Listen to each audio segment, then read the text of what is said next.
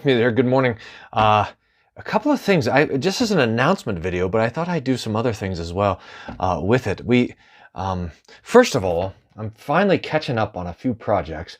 If you guys I'm working on email. If you guys have been waiting for email from me, I'm sorry it's taken so long, but there's been a lot going on. I had my last Sunday at Hope Lutheran Church on Sunday and trying to catch up. But an interesting thing, as I was getting ready to make this announcement video, an interesting thing occurred to me. I packed up my office yesterday and I put in one box books not to pack. These are the books that I want to have with me. I don't want them to be anywhere in a truck. I want to have access to them at all times. In fact, if I could pack them in a suitcase and travel with them, I would, but I want to have these always available. And I thought you guys would be interested in seeing that. So I'm going to show you the box here. Let me flip this around. Can I do that? Oh, I gotta. Here is the, look at that. Books do not pack. So there's a couple of things in here. The people at Hope made me this nice book just with notes and stuff in there. I want to read that. So that's there. The Book of Concord, the Concordia Triglotta. This is a beautiful book. If you guys haven't seen this, it has the Lutheran Confessions, and it has it in English, and then in Latin, and in German. It's got margins in there, so that's my reference there. I've got my hymnals that are there as well, so LSB and TLH. Those are handy. The Teaching Catechism, so I have the Luther, this is from Concordia Publishing House, the Luther Small Catechism. It's bound like this, and so it has the big margins for the teaching, and it has my notes in it. So that's my go-to reference. This is my Greek and Hebrew Bible. Let's see. So this is an interesting thing. It has the Hebrew there, and it also has the, oh, no wonder it's upside down.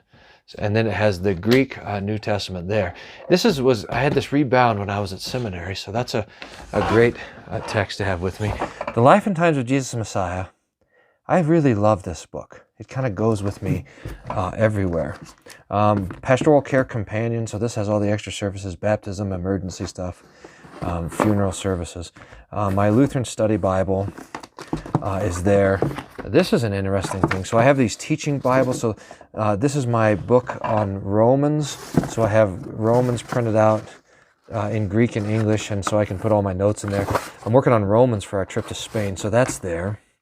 These are the last two is what I'm getting at here. So here's my version of Everyone's Luther Large Catechism.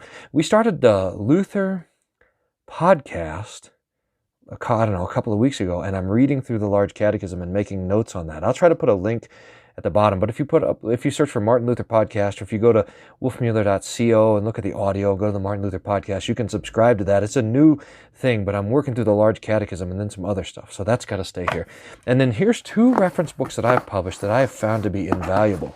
The first is the Outlines of Doctrinal Theology by Graebner, and it's like the Catechism, but systematic theology. It kind of goes through the different parts of the doctrine and explains the verses that are behind each one of them. So, just as an example, this is the third commandment.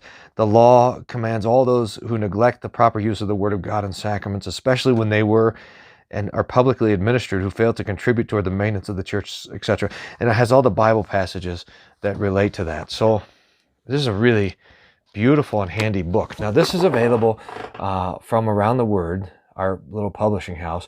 You can download it for free, or you can order this from Lulu. I don't know how much it costs. And then here's the big one here. This is the Doctrine of the Evangelical Lutheran Church.